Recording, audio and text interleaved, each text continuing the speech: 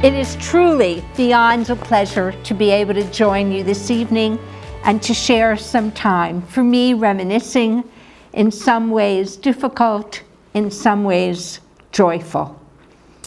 When I was asked to come back to Palmerton, I felt, I have to admit, like a big shot. You know, here I was, I had been here before, and I received a lovely phone call if I would come back. And right when I was feeling like this really, really important person, I received a phone call from a woman in charge of the Speakers Bureau for New Britain, Connecticut. New Britain is a suburb of West Hartford. And the woman asked me if I would be available to speak, and I checked my calendar, and I was delighted with the lilt in my voice. I said I'd be so happy to come. And at the other end of the telephone, there was this huge sigh.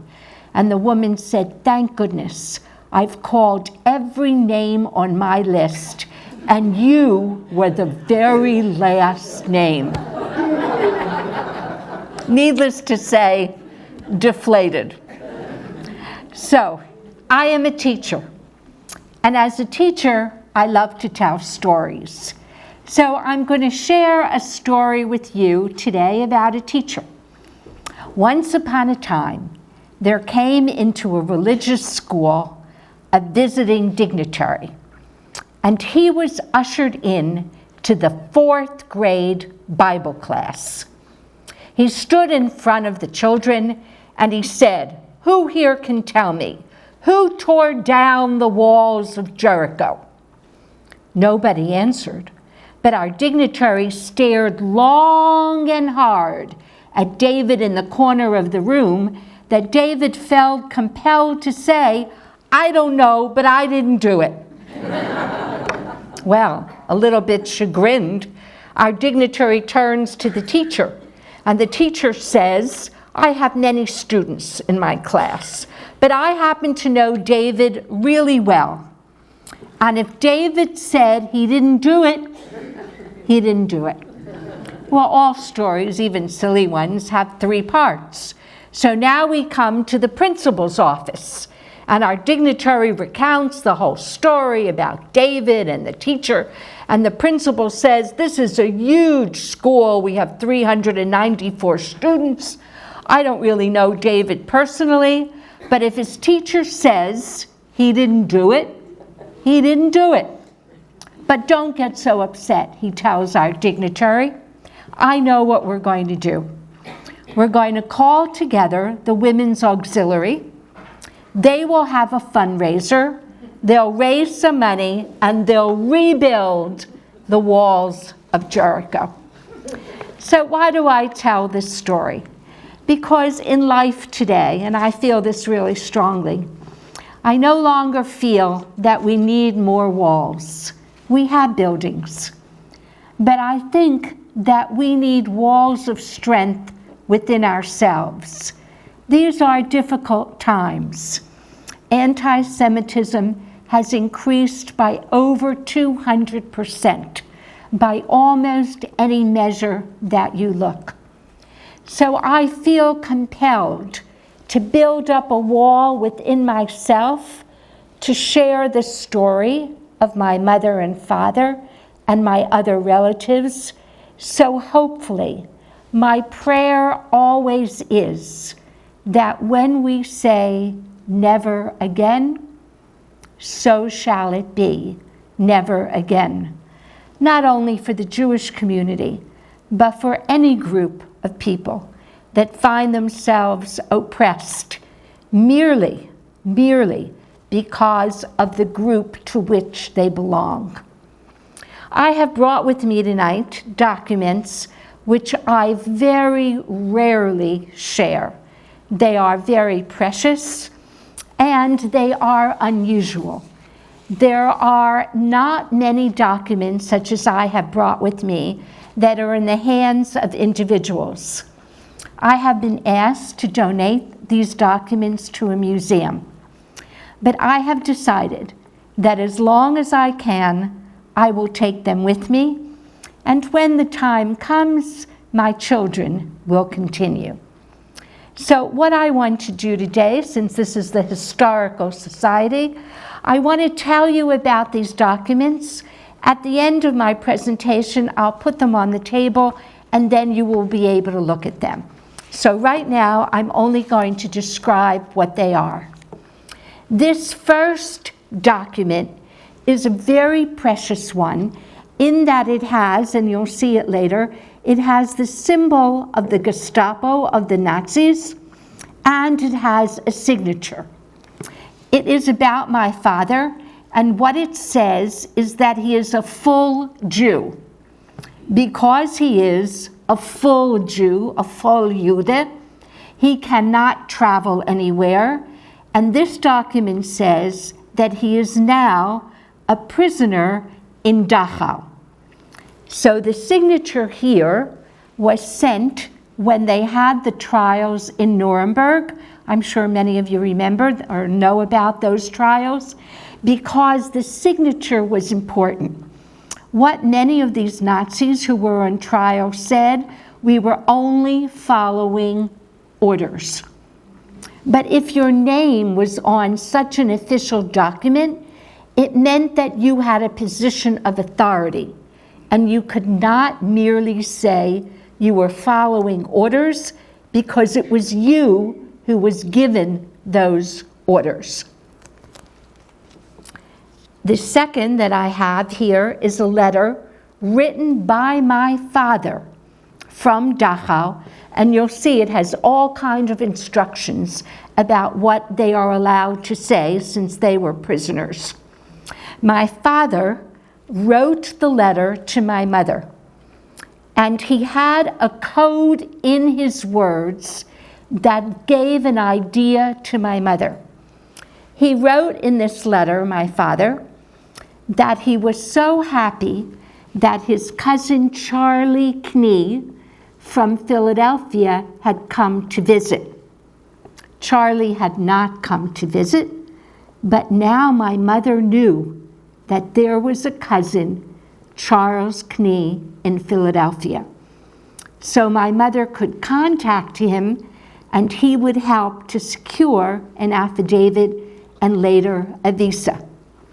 After this letter, my father and the other prisoners were no longer allowed to send any mail. But it was the lifeline that my father needed. Here I have a passport.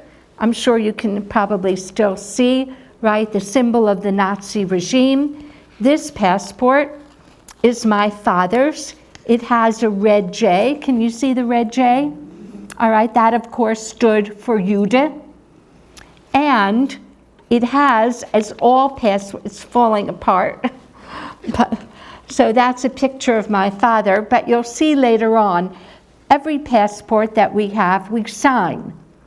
But my father was not allowed to sign his name, for after all, only human beings could sign their name, and my father, being a full Jew, was regarded as less than a human being.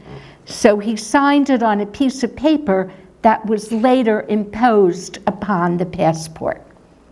This too was sent to Nuremberg. The passport contains many signatures, all signatures of Nazi high officials. So this is extremely rare. If you go to the Holocaust Museum in Philadelphia, or there's one in New York or Washington, you will see these passports, all right? And what of course is so interesting about them is the red J. So I have my father's, and I also have my mother's. So you can see that later. I brought a picture of my cousin. She was 2 years old. She, along with her mother and her father, were murdered, and the word that is used in German is Ausrotterung, which doesn't really mean murder. It means extermination. When do we use the word extermination? Literally when we're talking about a bug. All right, so here is this Precious. She was my first cousin. this very precious little girl named Lydia, and I have a granddaughter who is now 12 years old, who was named in memory of Lydia. I have a picture of my grandfather. This picture, you'll see later when you look at it closer, is a picture of my grandfather when he first was arrested by the Nazis, and this picture was taken only 8 months after he was imprisoned in Dachau. When you'll see it, here he looks like a healthy young man, not so young, healthy man, and here you'll be able to see the skeletal features. This is a picture of Lydia with her mother and father. We have confirmation that Lydia was murdered in Auschwitz, as well as her mother. We never knew exactly what happened to her father. My family always believed that he too would have been exterminated in Auschwitz. I have here a list that my mother made for me. These are just names, all the way here and all the way here, of immediate family who were exterminated during the Holocaust. The last item that I have is a letter, all right, which says on the top, Fund for Victims of Medical Experimentation and Other Injuries. What it is, it talks about the fact that my father was used in medical experimentation. So this too is a precious document. Okay, you'll be able to look at these at the end of my presentation. Anybody have any questions now before I continue? Yes? Did your father survive the... Yes, yes. He lived to be 97. I'm his only child, but he did live a long life. And that's really why I title my presentation, Triumph Over Tragedy. Because his spirit, his soul, both of my father and my mother, the sole survivors of their families, both felt that they had triumphed. And to the very end of my father's life, the words he would always say was, I love you and thank you. He always expressed his gratitude. So the story. My father was born in Vienna in 1908, and my mother in Vienna in 1911. They were childhood sweethearts. They married in 1935. They had a glorious wedding with over 300 family and friends. And they began their lives filled with hope and expectation that all of their dreams would be fulfilled. My mother's name was Blanca. Blanca was the name of a Habsburg princess, just as there were so many little girls who were given the name Diana for Princess Diana. My mother was Blanca. And did not her parents believe when they saw this precious child born unto them that she too would live a glorious life, that she would have happy times, she would see the fulfillment of dreams, she would live her years with her family, with her friends, in peace and in joy. But that was not to be. In 1938, Hitler had been elected, democratically elected, Chancellor of Germany in 1933, and had written Mein Kampf, in which he laid out his plans. His plans were the final solution to the question, to the problem of the Jewish people. He said exactly what he was going to do. And what are we told? When someone tells you what they're going to do, believe it. When somebody tells you who they are, believe it. In 1938, Germany overtook Austria, called the Anschluss, and Austria ceased to exist as an independent nation. And we now had the creation of the Third Reich. On November 8th, 1938, lives in historical infamy It is called Kristallnacht, the night of the broken glass.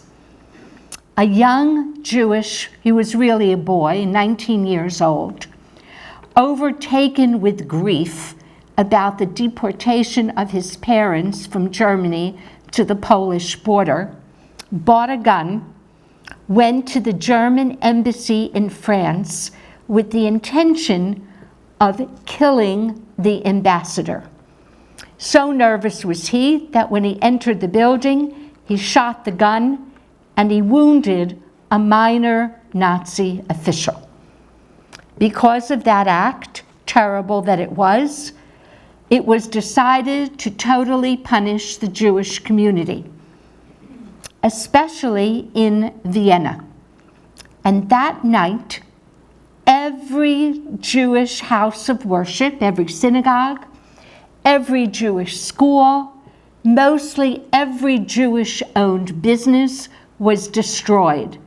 Ergo, the night of the broken glass, as you could hear the glass falling on the cement pavements. And that night, 20,000 Jewish men were arrested. Among those on the initial list was my grandfather.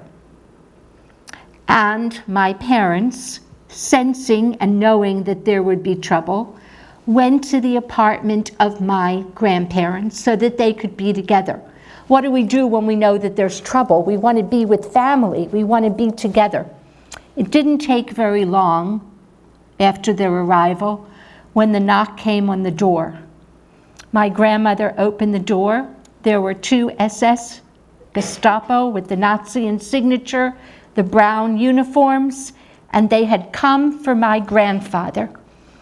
I have been told by everyone he was a kind, gracious, loving, helping, wonderful man. But that night, they came for him. My own father, unable to bear the fact that his father was being taken away, went with him. Where were they taken? First to the police station. They were fingerprinted. Who gets fingerprinted? Only someone who they suspect of a crime. What crime had they committed? Fingerprinted, checked, examined, and then they were taken to the train station. The train station was a place that they knew so very well. How many times had they gone there for family trips and business trips? But this was different. They were taken to a separate part of the train station and placed in what we call a cattle car. The seats had been removed, and it was being used to transport animals, not human beings. But first, 100 Jewish men were shoved into the train car, then another and another till there were 300 and then the door shut. We know that human beings need a certain amount of space around themselves to feel comfortable, to have their dignity. But they were all closed in, and it doesn't take very long until you begin to feel the pain of the situation in which you find yourselves. And there began the nightmare. No more dreams. Dreams shattered, nightmare. After several hours, they arrived in Munich, in Germany, at the concentration camp, Buchenwald. There, they were shown where they would be. Each man, my father was a big man, each man was given a wooden slab upon which to sleep, about this wide in width, only that wide. For food in the course of a day, they would get a little brown water, we'll call it soup, a small piece of bread, a little potato, and the tiniest piece of meat, more fat than meat. And all day they worked. Whenever I would hear their stories, there were always sounds that they described, and they could hear the sounds. My father and grandfather in cell block 20, there were 20 men. They were in bunk 16A. They could hear the sounds of the building of the crematoriums, of the gas chambers, none of which they could have then imagined or thought what their fate would be. And that's where they found themselves, day after day, night after night, as they delved into the darkness, not only the real darkness when night came, but the darkness and fear that they felt. And little by little, the men disappeared of the 20. By the end, there were only 2 survivors.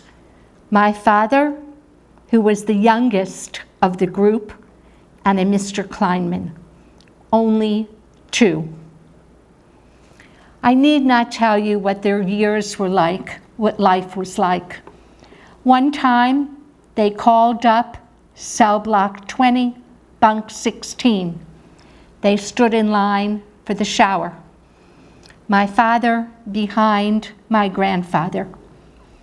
My grandfather saw a ditch on the side of the road as they were walking and pushed my father into the ditch. The ditch had some greenery covering it, and my father hid, spared for that day. But the last sight he had of his beloved father was his father marching, marching, marching to the end of his life. At the end of the war, my father was liberated in April 1945. We were talking before the program began about a liberator who had pictures. And I have met liberators over the years, and I always wonder, was that the American soldier? Was he the one that picked up my father, who weighed 78 pounds by then? Was he the one who had picked up my father and given him some warmth from his own body, that my father would survive another day, another day, another day, until help would arrive? And what about my mother? When my father and grandfather were taken, my mother went to the home of a Catholic school friend of hers. It was her best friend. And they had shared so many wonderful times together, and my mother only went expecting maybe a moment of respite, a hug, just a place to stay for a little bit. But Clara was her name, Clara had another idea. She said, I have a closet in my basement. You all know the story of Anne Frank. Anne Frank being in an attic. In my mother's case, it was a closet, a cedar closet in the basement. And Clara hid my mother there, day after day. At night, she would come when she thought it was safe, open the door, and my mother would come out, and she would feed her. My mother would walk around a little bit. My mother stayed in Clara's closet in the basement for 2.5 years until it became too dangerous, and my mother made her way into the Vienna woods, where she joined a resistance movement of partisans. At the end of the war, my mother was in a displaced persons camp in Cherbourg in France. And to give you an idea, she had not looked at herself in the mirror for a very long time, because she could see in the faces of the women around her the way she herself must have looked. Gone was the beautiful hair, now just replaced by sallowness and a skeletal look. She couldn't bear to look at herself. And one day, this is the story of triumph. One day there came into this displaced persons camp a soldier from the United States Army. And he had a list. Once again, there were the sounds. And he called out the name Blanca. How long had it been since my mother had heard anyone call her by her name? She had only been known by a number. He called her Blanca, and he gave to my mother a simple red dress. I still have that dress, but that I can no longer bring with me. It's so fragile. And he told her to put it on. And she walked to a corner of the room behind a curtain. and she put it on. And then he reached out and held her hand. Imagine, a soldier coming from the United States had held her hand and walked her to the mirror. And my mother looked, and all that she could see was the beauty of that red dress. In that one instance of human kindness, he gave back to my mother her sense of beauty, her dignity, her courage, and most important of all, her hope. My parents were reunited. My father, 78 pounds, and by then, totally blind. My father's blindness was so complete, it was not understood by any physician to which we took him. He could not even see a glimmer of the bright sun. Not only was he blind, but also hard of hearing. The optical nerve is a weak nerve. Was it the experimentation? Was it the beatings? Not clear. But he lived his life in physical darkness. But I share with you that there was a light that emanated from his soul and from his heart that could see in so many ways. The last 13 years of my father's life, he lived with my husband and myself and our children after my mother passed away. And every morning, my father would make his way into the kitchen, and I would give him breakfast. Whether it was a bagel, a piece of bread, didn't matter. He would always take a little piece that he would keep to be left over. He wrapped it in a napkin, and he put it in his pocket. We never spoke about it, but I knew that that feeling of hunger never left. And in his night table, there were always crackers. So whenever he would feel hunger, he would know. And most important of all, always a little piece of chocolate for sweetness. When I would go in his room in the morning to wake him sometimes, I would find him sleeping in a fetal position. He had a big, big king-size bed, but never could he stretch himself out. So much did he still have that feeling of being in that fetal position. But when I would go, I speak a great deal to school-age children, especially when I would go to a school and I would come home. He would always ask me, did they listen? Did they listen to what you said? Did they understand the message is that we will never be such victims again? We will never be perpetrators, ever. But we are always bystanders, are we not? We hear things that are said, and sometimes we don't speak up. We hear of things, we read of things, we know of things. We are always bystanders. My father would say, do they know that each and every human being can make a difference in life by the way they treat one person to another? My mother would always tell me, not all human beings that lived in Austria and Germany and all over Europe took part in these atrocities. There were good people. There were righteous people. There were people who saved and who helped and who reached out and touched an arm or touched a hand, who knew that it was wrong and who wanted to make a difference. I want to leave you with one story that I didn't know about when I was here last time. This menorah that you see here is used sometimes in traditional homes on the festival of Hanukkah. Instead of lighting what you know that what a menorah looks like, this would have been lit, especially in Austria in the 1930s, 1940s. And this particular menorah was invited to go to the White House. And it did. My husband and I and our then 11-year-old granddaughter went with. How did it come to be? During the term of office of Jimmy Carter, he instituted a Hanukkah party for Jewish elected officials and Jewish staff. It became so popular that they did it 2 days.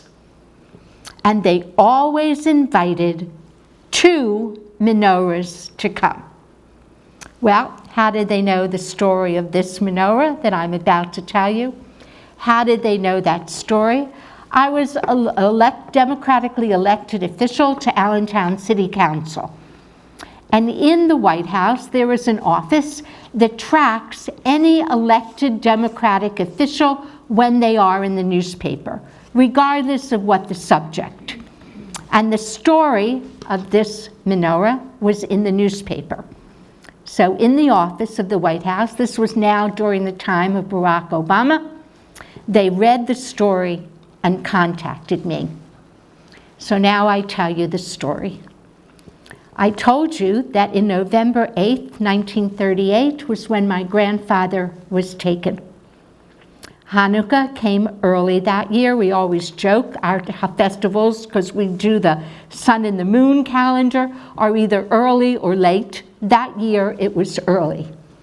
And there was something in my grandfather's mind when he was told to pack a suitcase that made him reach for this menorah. He reached for it and put it in his suitcase. When he was in the concentration camp, shortly thereafter, it was Hanukkah. Now, to light this menorah, you need 3 things. You need oil, which goes in here. You need a wick, and you need a match. None of these 3 things obviously were available, but the 20 men in bunk 16A decided that they were going to light the menorah. But before they did, they took a secret vote.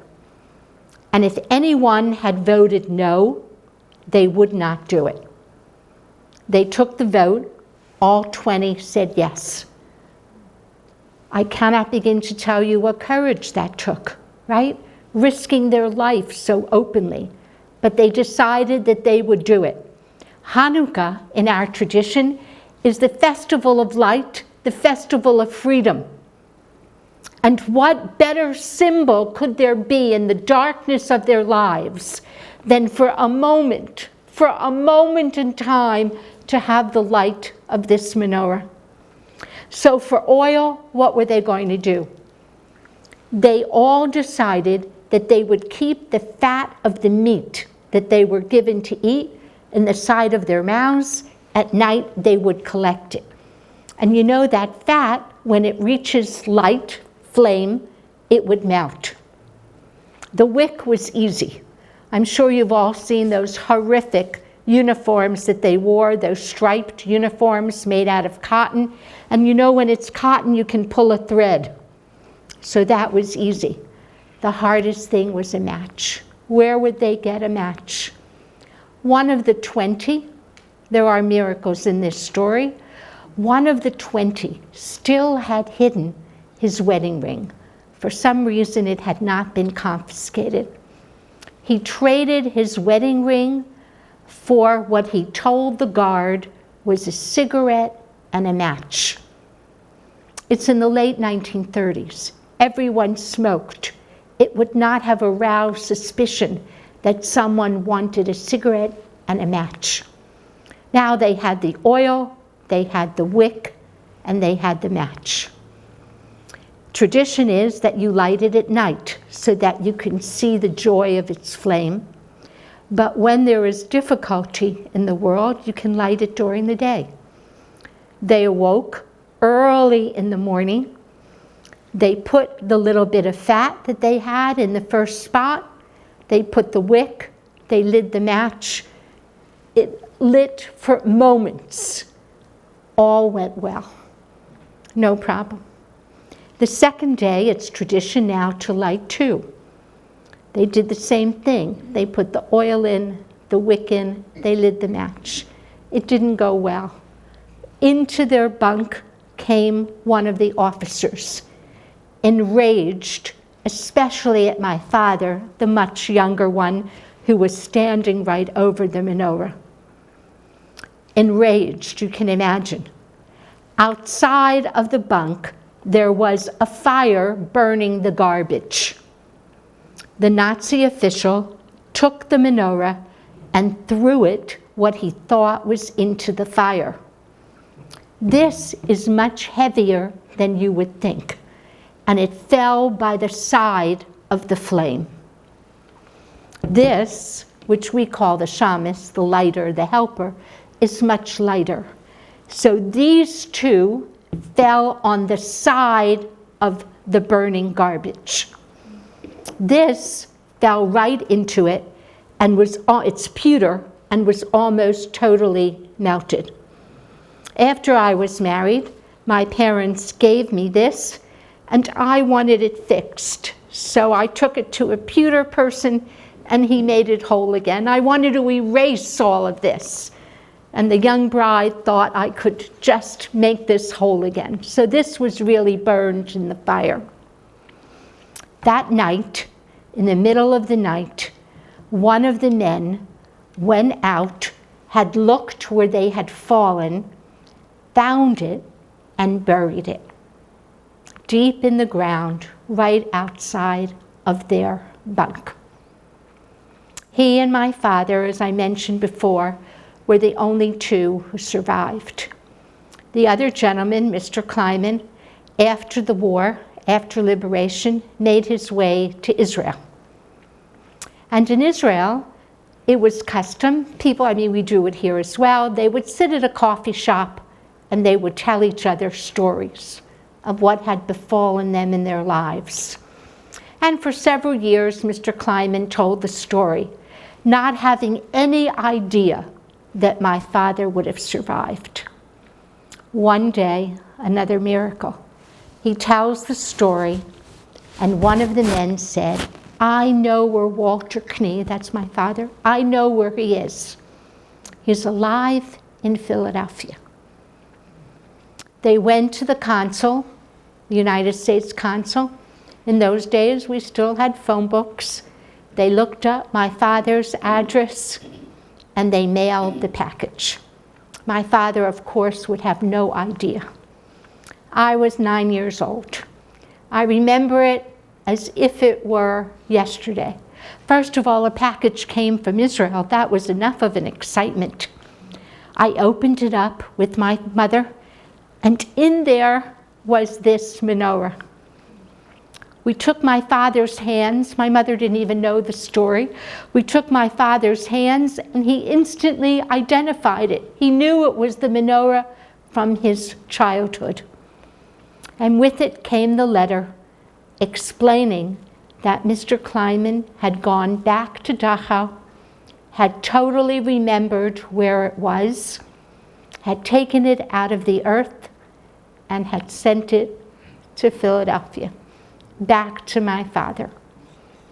And when that year, when Hanukkah came, took a couple months, I couldn't wait, we lit it. We had oil, we had a wick, and we had a match. And we put my father's hands right over the flame. It doesn't burn very long. Put it right over. And I could see the triumph in the very being of my father.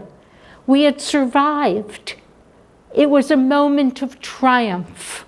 We, and the menorah as an example of it, we, the Jewish people, I, my father, my mother, we had survived. I have 3 children and 8 grandchildren. That's the triumph. That's the triumph of our lives. And so off we went with our menorah to the White House.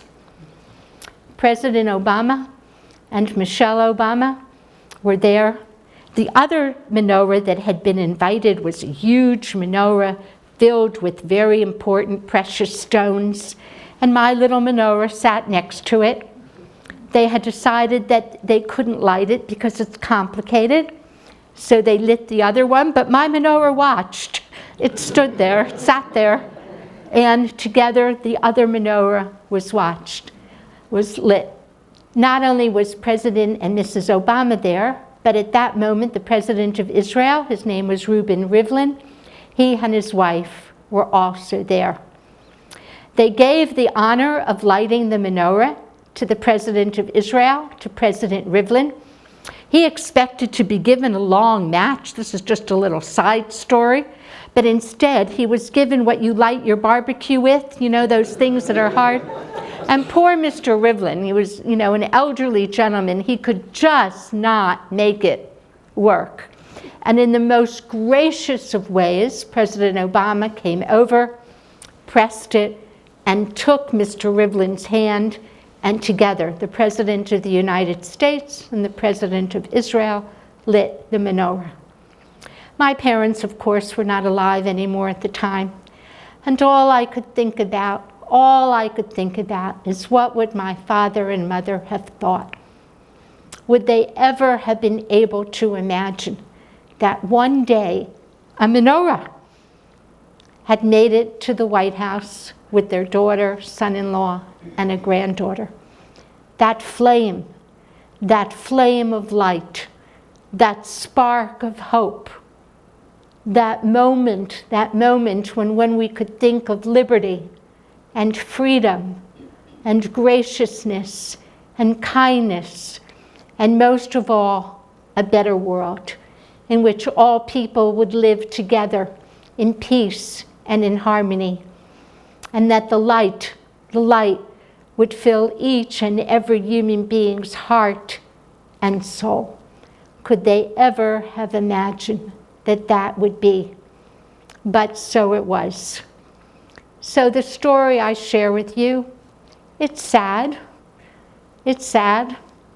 My father's loss of sight, loss of hearing. He never again could see my mother's beautiful face, or me, his daughter, or his grandchildren. I even have a picture with me where he's holding the one great-grandchild that he was here to see. But it's a story, when I say it's triumph over tragedy, it is in its greatest sense. Just as all my parents had when they came to the United States, and I mean all in its greatest sense, not in its smallest sense, was their undying love for one another, their undying belief in God, and most of all, their undying belief in the goodness of the human spirit. And that's what I really want to talk about. Their always belief that in human beings there is good. Each one of us has the capacity to do good, to help another human being. And that was the lesson and the example of their lives. So if I still had my dad when I came home, I would tell him, and I mean this from the bottom of my heart, I'm looking at your faces, all right, how gracious you are to listen to this story. I just end with another little story.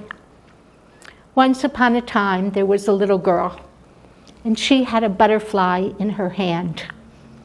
And she went up to the teacher and she said, "Is the butterfly dead or is it alive?" And she thought to herself, if the teacher says it's alive, I'll crush it. But if the teacher says it's dead, I'll open up my hand and let the butterfly fly to the heavens. The teacher, I like teachers, the teacher looked at her deep into her eyes, into her heart, and when she asked the question, is the butterfly dead or alive, the teacher said to her, "That, my child, is in your hands." And so it is. If we create a better world, a good world is in our hands. Thank you very much.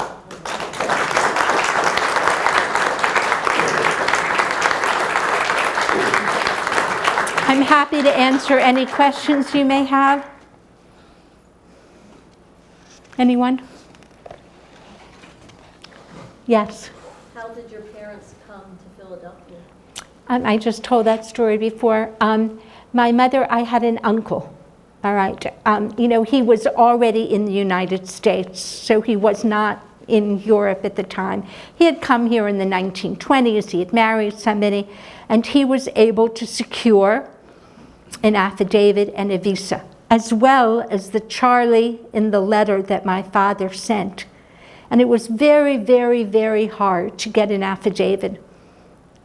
You know, I didn't bring it, but I also have a letter from the United States State Department when my parents requested to come, saying likely to become public charge.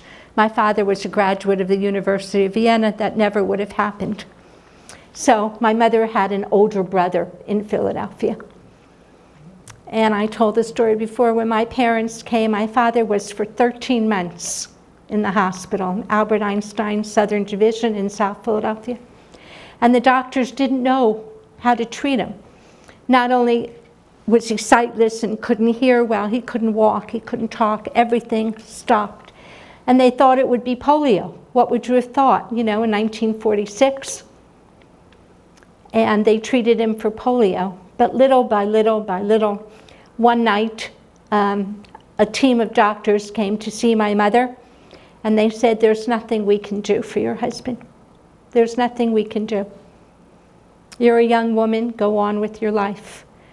My mother left the hospital and went and bought bedroom slippers and put them under my father's bed. And there were nurses that were taken by this young couple and their story, what they knew of it. And they didn't give up on my father and eventually recovered except for the sight and the hearing. But they wound up in Philadelphia because my mother had a brother there. Yes? Now, you said that your mother spent 2.5 years in the closet, but left when it became too dangerous? Right. Dangerous for Clara or dangerous for her? Pardon me? Was it too dangerous for It was too dangerous for Clara. What happened? Did it? You know, well, she heard rumblings. You know, people out in the street would say to her, "Do you have anybody that you're hiding?" Mm-hmm. And my mother just became too nervous for Clara. She was more worried that Clara would be okay than she herself. And many years later, I met Clara. Oh, you did? Okay. We went to Vienna, my mother, my father, and myself. And I asked her, you know, how did you have the courage? And she just shrugged her shoulders and said, "I loved your mother. She was my best friend and is my best friend. What else? Of course I would help." It's a story of enormous love and friendship. That's why my mother always told me no one would have been able to survive if there had not been Claras in their lives. You know, I cannot even fathom after all these years the courage that it took to put your own life in danger.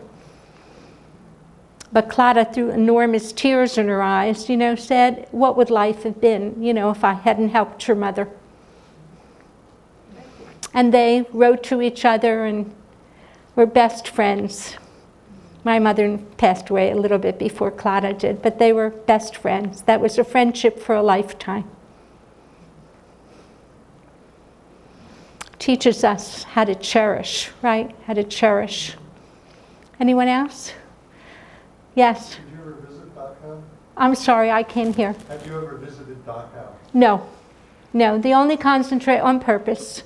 I did go to Terezin, which is in the Prague, you know, in Czechoslovakia.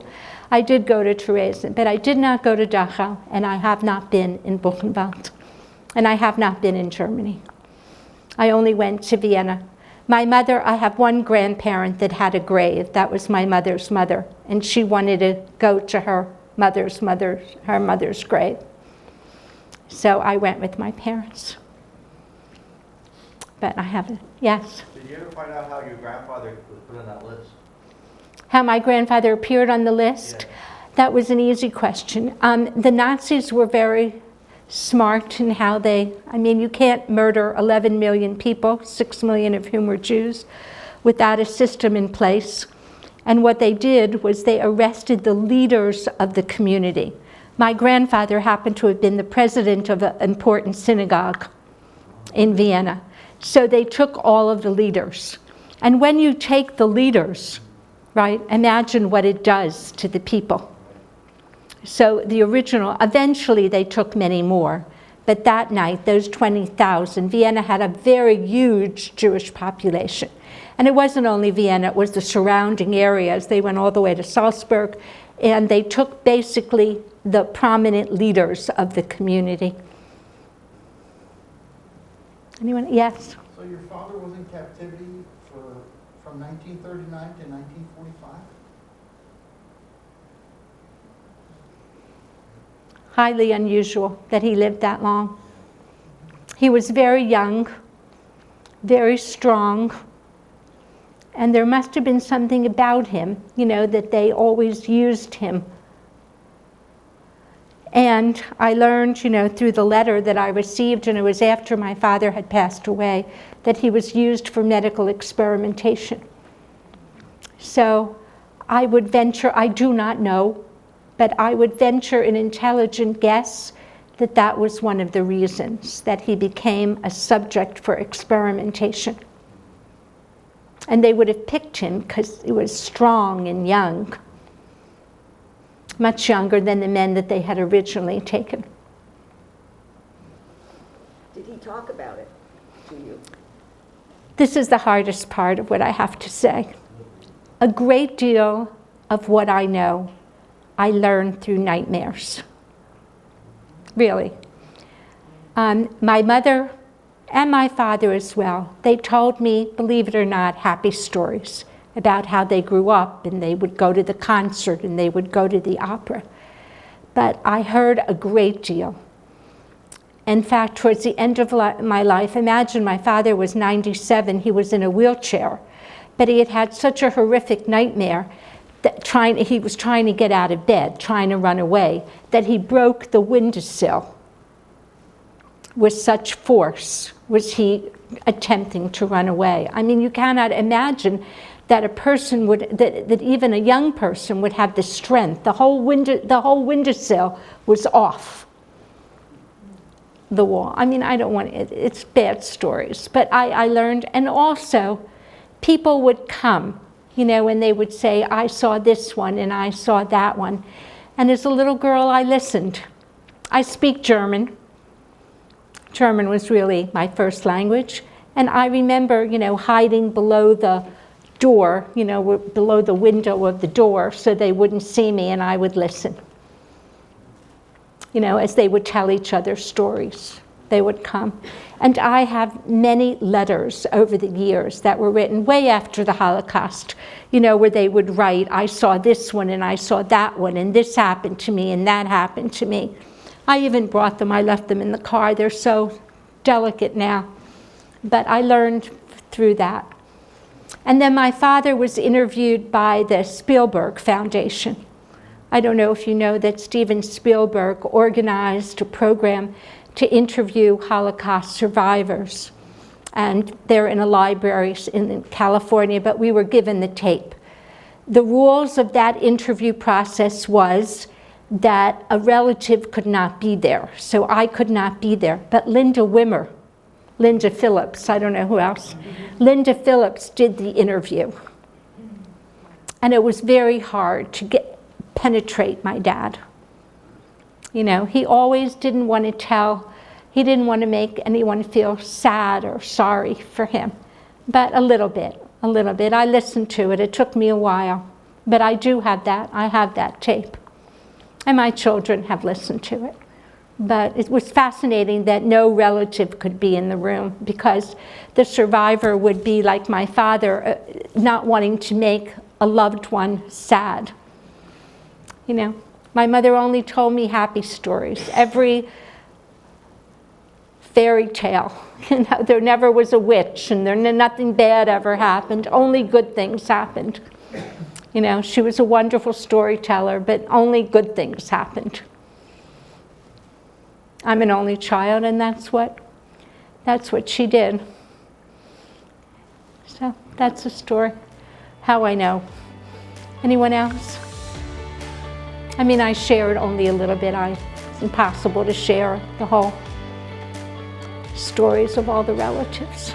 But I appreciate your listening to me. I really do. Thank you all very much for your kindness.